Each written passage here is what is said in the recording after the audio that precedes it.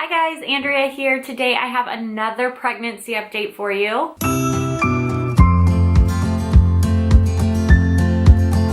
I am 34 weeks right now. I'll be 35 weeks on Saturday, so getting really close to the end, and I'm definitely feeling pregnant. I am uncomfortable 90% of the time. Baby boy is in my ribs. He's getting too big for the little house that I have built him. So some of the symptoms I have been feeling, I have been getting Braxton Hicks, which I actually didn't even know it was Braxton Hicks because I didn't get it at all with Carter. So with this one, my stomach would just get really tight, and I thought that was just the baby going to like one area, so it would get too tight right there.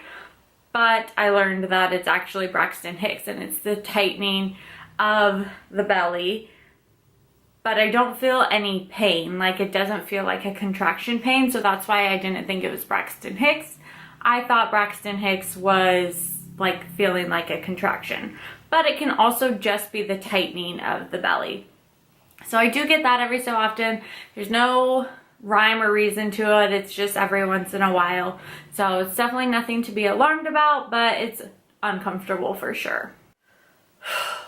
I get out of breath a lot, and like if even just standing up, when I put lotion on, I have to sit down after because I'm so out of breath. I'm also waddling, definitely. I look like a penguin. So I had an appointment yesterday with my doctor. My belly is measuring at 36 centimeters and I'm 34 weeks. So the normal range is plus or minus 2 centimeters from your weekly. So I'm still in the normal range, just a little bit on the higher end. And Carter was 8 pounds 7 ounces when he was born. And they say your second one is most likely to be a little bit bigger. So I'm a little nervous of how big this baby's gonna be. I have gained 33 pounds with this pregnancy, which means I'm definitely going over that 35-pound mark, which I've just come to accept it.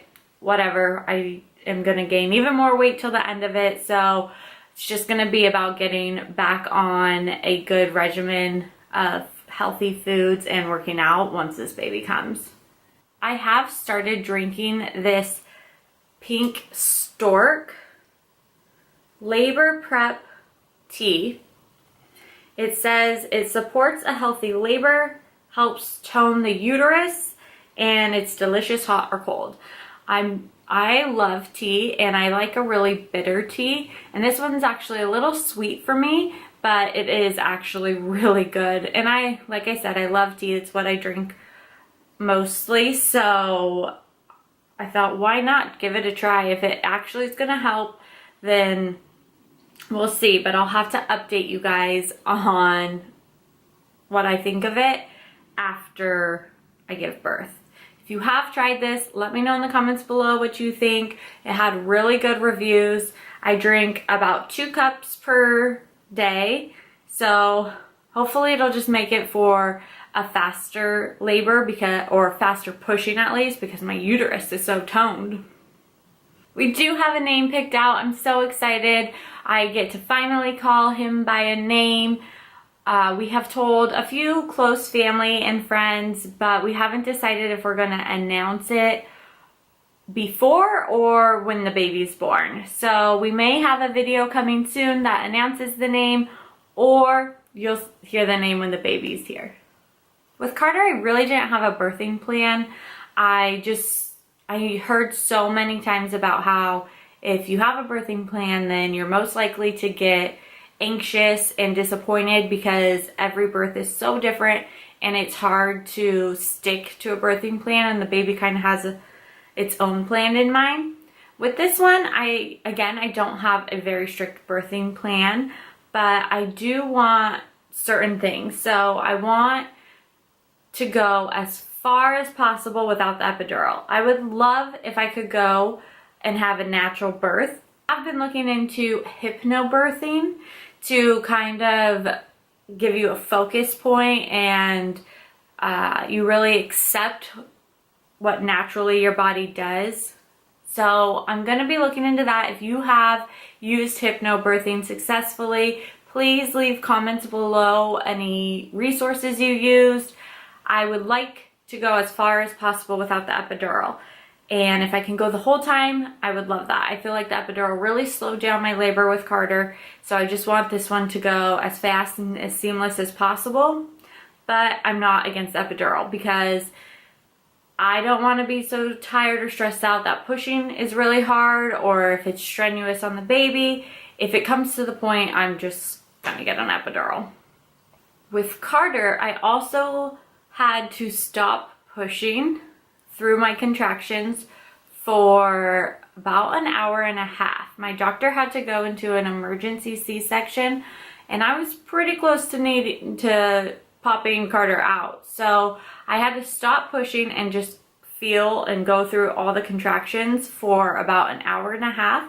And that is something that I'm going to discuss with my doctor that I want to make sure does not happen again. I think it was very stressful on Carter, his heart rate was already dropping during contractions, and it was very stressful at the time. I was pretty calm about it because I was just kept thinking to myself, if I was the one that needed the emergency C-section, that I would want the doctor to be there.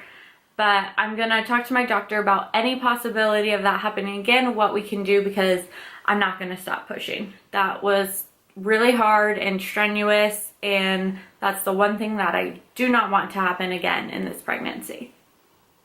Or in this labor, I mean. I also want to go as far as possible at home and just relax on the couch, walk. I want to shower. I want to do all of that and see how far I can go before going to the hospital. I know it's my second one, so it might go a lot faster, but that's what I did with Carter, and being able to be comfortable at home through most of the labor really helped me relax. I have so much to do to get ready for this baby. I cannot believe he is expected to be here within the next 5 weeks. I have to get his clothes washed. I have to get clothes put away. We have to have so many clothes to go through. So I need to wash them all again. I need to get all those clothes put away. We also need to get our rocking chair out of our storage, set up a spot for that, as well as his rocking sleeper and a swing. We have to get all of that set up. We have it all, but I just need to make the room for it and get it set up. If you saw my video about my kids' closet makeover, you know that we are in a 2-bedroom, 1-bath house, and we will be here because our lease is not up until the end of June. So we are moving things around, cleaning things out, decluttering, and making room for this baby in our small space. And we'll see what happens after June, but we do need to make sure that the baby has space for at least the first couple of months here. I'm so out of breath. Even just talking like this, I feel like I've been running a marathon. I'm so uncomfortable that I could be talked into only having 2 kids. I really want a third. Marcus only wants 2. And with how uncomfortable I am right now, I could definitely be talked into only having 2. But it's crazy how fast you forget about all of this stuff. I don't even remember being uncomfortable with Carter. And I'm sure I was. Alright, and I will show you guys the baby bump now. Thank you guys so much for watching. Don't forget to subscribe, and we'll see you in the next video.